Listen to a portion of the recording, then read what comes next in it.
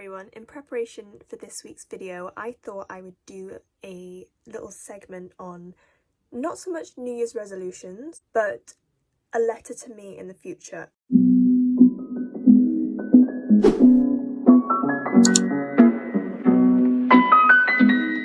I've already technically written one of these before and I wrote it back in 2021 and I plan to open it in 2031, so in 10 years time. I still have it actually, I've just found it and it just kind of inspired me to write a letter to myself in a year's time. So the 31st of December 2025 is when I will open it. See how much things have changed between now and then.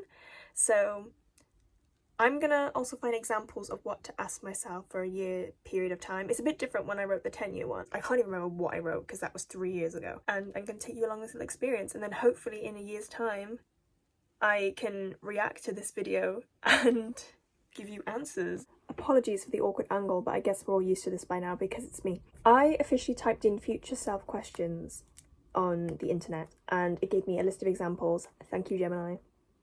One of the best things so far that has come out of the computer experience for me. I'm gonna write on a lined little notepad paper, and then I'm gonna write today's date and then my series of questions. So the first kind of questions that it comes up with when you type it in on the internet, it says career and life goals, relationships and family, personal growth, health and well-being, and life satisfaction. And then underneath it has specific questions to ask your future self. I think I'm going to write about the career and life goals first. For example, it says, what's your career path like? Did you achieve your major life goals? What are you most passionate about professionally?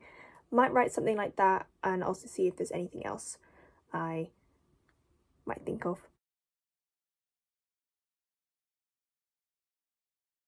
One thing I will say is that I absolutely hate my handwriting because I don't know if everyone's is like this, and I don't know if it's like a general scientific study, but mine is a pretty weird mix between my mum and my dad's, whereas my sister's is more like my mum's. My dad writes in block capitals. He writes everything in block capitals pretty much, and that is scary.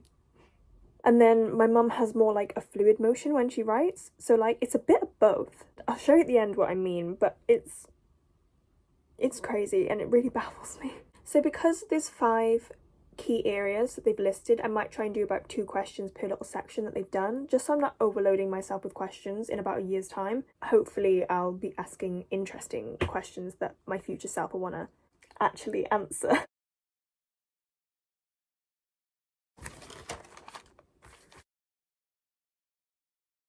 I feel like my hand's cramping up. I've done the key areas for the questioning your future self, and then I might move down to the specific questions now and then ask maybe 5 of these.